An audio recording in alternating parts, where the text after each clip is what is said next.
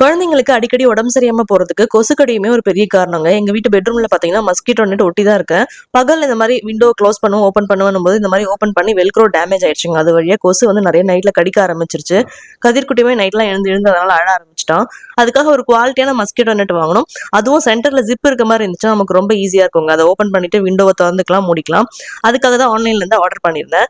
So ஆன்லைன்ல order பண்ணும்போது size problem வருமே யோசிக்கவே தேவையில்லைங்க. ஒரு இன்ச் டேப் எடுத்து உங்க விண்டோவோட சைஸை கரெக்டா வந்து அளந்துக்கோங்க. நீங்க ஆர்டர் பிளேஸ் பண்ணும்போது அந்த சைஸை வச்சு நீங்க ஆர்டர் பிளேஸ் பண்ணீங்கன்னா கரெக்டா இருக்கும்.